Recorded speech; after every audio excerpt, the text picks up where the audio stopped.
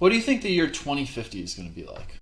It's not really clear. Maybe we'll have gone to Mars, maybe we'll have descended into a dark ages, maybe AI will have killed us all, maybe we'll be living in some sort of technological utopia or some sort of technological dystopia. At this point, it's really impossible to say. Right now, technology is changing faster than it ever has before, which means that the world is changing faster than it ever has before, right? Like day-to-day life is completely different today than it was in 1999. If we keep up this rate of change, it's going to shake things up and bad things might happen. How do we prevent that? Well, the historian slash philosopher slash futurist slash just really interesting thinker, Yuval Noah Harari, has some ideas about that, and he shares them in his book, 21 Lessons for the 21st Century. To understand Harari's philosophy, you really have to understand meditation. So Harari meditates for 2 hours a day, and he says it's because it helps him observe reality as it really is. So what does that mean? Well, meditation is just sitting there and observing what's going on in your mind, right? So you pay attention to your breath, you pay attention to your thoughts and your feelings and your sensations and everything that's going on in your brain. One thing you realize is that you have very, very little control of what goes on in your brain, right? So meditation teaches you to focus and try and think about nothing. But what actually happens is thoughts creep in, right? They just come out of nowhere. Pop, pop, pop, pop. And you can't stop them.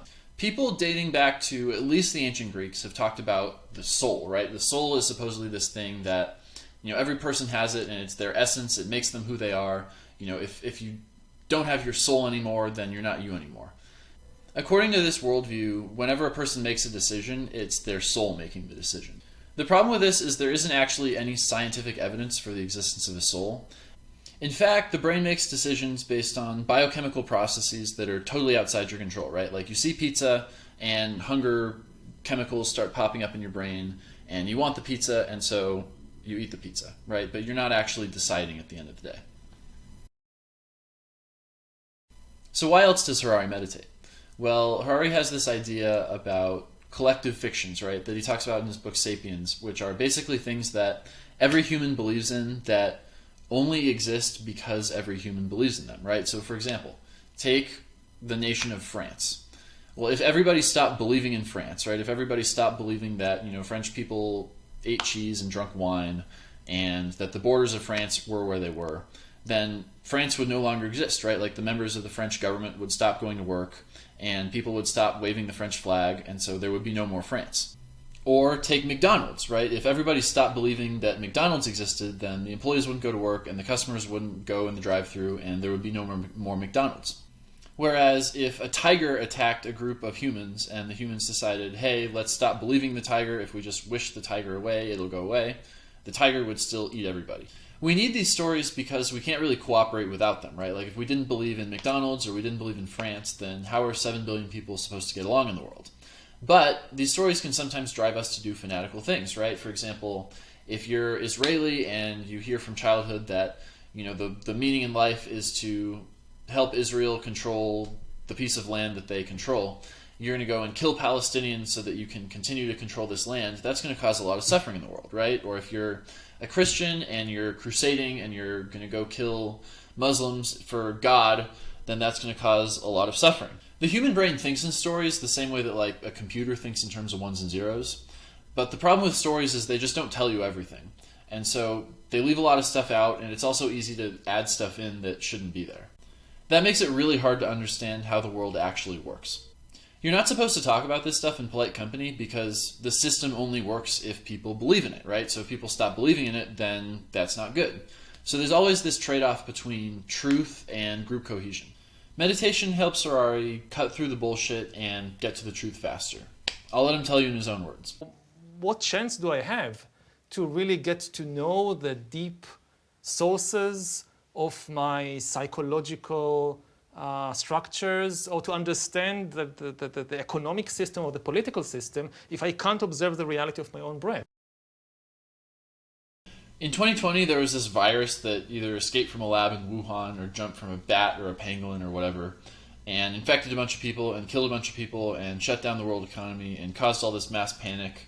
And that goes to show, these are the problems that you get in a global world, right? Like one thing that happens in one place can affect everything. The same thing goes for global warming. Historically, times when the climate has changed very rapidly have been periods of massive instability People have died in the thousands or the millions even.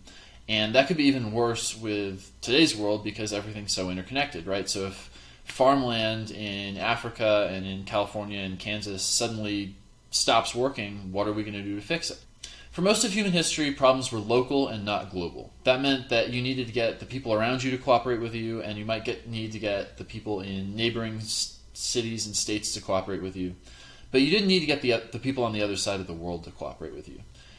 Today we have a bunch of global problems. So Vladimir Putin, for example, can push a button in Moscow and destroy Washington in 30 minutes, right? Or America can pollute a bunch of carbons into the atmosphere and an island nation in the Pacific sinks underwater.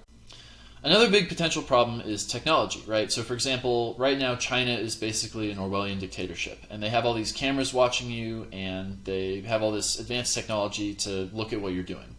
And so what if, Amazon and Google built technology like that and surveilled on you, right? What if they got so much data that they just became so powerful that nobody could stop them?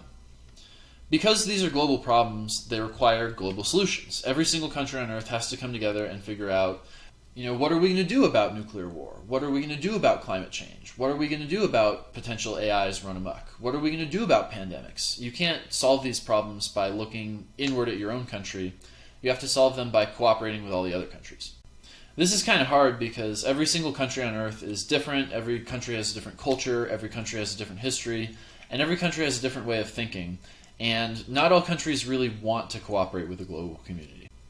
We see more and more nationalism every day. First of all, in the Islamic world, where there are all these terrorist groups who want to build a caliphate. And then even in the West, right, in the United States, Trump got elected by promising to stop cooperating with the rest of the world so much and focus on what America wants, right? And in Europe, Britain left the European Union because they wanted to cooperate less with the rest of Europe. We're moving in the direction of global cooperation, but maybe we're not moving fast enough, right? Because technology moves really, really quickly these days, and people's attitudes change really, really slowly. And what if we build some super bomb that can kill us all before we're able to build a global community?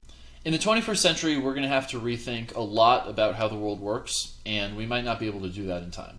So thanks for watching Theo's Book Club. If you're new here, my name's Theo. I make brief videos like this one about all the books that I read so that you can learn everything that I learned and so you can decide, hey, is this book interesting and do I want to read it?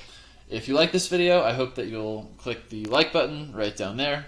That would, I would really appreciate that because it helps the channel grow. You can also hit the subscribe button if you want to see more of these book review videos pop up in your feed. Until next time, don't believe everything you hear and have a great day.